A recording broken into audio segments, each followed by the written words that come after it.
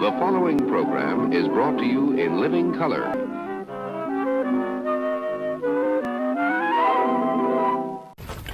Alright guys, I figured I would show you my rain collection system, and I've got it connected to my gutters, and I also have some screens up there to keep the leaves out of it and big debris, but I also have it filtered again as it comes into this. And I've got these filters off of Amazon, and they're connected by 2-inch unions, and so it drains into the top of these tanks. And by the way, those lids has a centerpiece that can come out where you can make that adaptation. These are IBC tanks, which stands for intermediate bulk containers, and a lot of chemical companies use these, and I've got the ones that didn't have any toxic components in it. You can find them, and they generally run anywhere from $100 to $200, and they're in these cages. And so just know that if you buy one of these, it needs to be in this cage to keep it from bulking out, and I'll show you that in a minute. But you can see these, they come with these ball valves here at the bottom. Some of these connections can be different. Some could be iron pipe size. Others can be proprietary threading to the tank. But they make these adapters. You can buy them off of Amazon. Most of them, even with those threaded connections, still have a cam lock connector, and that's probably the better thing to use. So these caps come off relatively easy, and each one of these tanks holds anywhere from 250 to 275 gallons, and so I pretty much have these daisy chained where just gravity takes it from one tank to the next, going all the way down. And I've also got the drainage line here at the bottom, and it takes it all the way down as well. So the whole thing runs off of gravity until it reaches the pump. Put a T in there as well so I can use to clean that out. And these are just unions here where I can move it. And also these things are really light. Once they're empty, you can move them around pretty easy. And so this is a pretty good concept. And really, in my situation here, even though I'm a plumber, I had to rely a lot on my pipe fitting skills as a pipe fitter when I worked in the shipyards, because this is really not something you'd see in a standard household plumbing system. And you can get this flexible hose here at Harbor Freight, but I got that off of Amazon as well. And you can see how I've strapped all this up here. Now this is a 4-inch line that reduces down to 2, and it comes in to this tank here. So basically got 2 entry points from the gutter system. And by the way, I only have half the house with gutters on it, and so that catches that side of the house, and this one catches the other side back here. And so pretty much 1 inch of drain equals 620 gallons of water. It's hard to believe.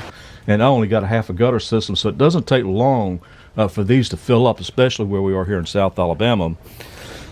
So they got it, like I say, filtered coming in both sides back there, but also have it filtered again here at the bottom before it reaches the valve to the pump. Now I have 2 different pumps. I've got this 12-volt pump here, and also a heavy-duty pump there I got from Harbor Freight.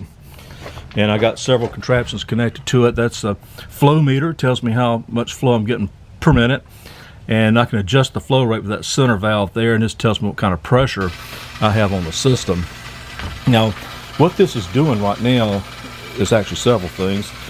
It's going to a engineered system that I created to mist the roof and also act as a lightning rod system as well. It's also servicing 2 toilets, and I'm about to get into another phase of this where I'm going to have this water tested just to see how potable it is, and I may go ahead and run it to the washing machine as well if that's the case. And so here at this last tank, I've got several things going on with it. This is what catches the condensate water from my air conditioners, and so this comes into these 3/4 lines, and I got a valve here where I can cut this off because if this gets too full, which is almost about ready to get full. I can shut this valve off, and then the overflow will go all the way down to this reserve tank back here. So in 2 months, I've got over 400 gallons of condensate water. So your air conditioner can put out, about 20 gallons of condensate per day. Now, also know this, that condensate water is not potable at all, even if you boil it. And so it can be very toxic to drink. Don't do it. And so, but this won't be used for that. This will be used for, it's okay to use on your plants, that sort of thing, but don't drink it. So that's why this tank is isolated from the others. The others are rainwater, and these two tanks are condensate. Now, I just happen to have an empty 55-gallon drum, so the overflow can go into this. So all total, I can save 2,155 gallons of water, and that's just quite a bit. And so with these dry spells that we have, you would have an instant reserve to water your plants, your grass, that sort of thing. And with, sometimes the water supply gets tight, this would be a good way to stay backed up with that. Now, there's a lot more I'd like to go into with these, but I'm not, because I'm trying to keep these videos short. So if you have any questions about this, just leave them in the comments down below. And I do appreciate y'all subscribing to this channel. I know it's been a while since I've done one of my goofy projects and put it up here, but here it is.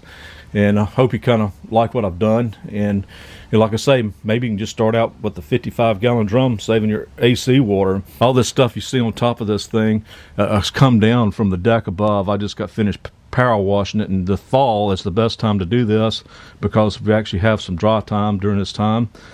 And so I'm going to bring it down here and wash this off too. And by the way, the water that I used to do that up above came from these. So y'all take care, guys.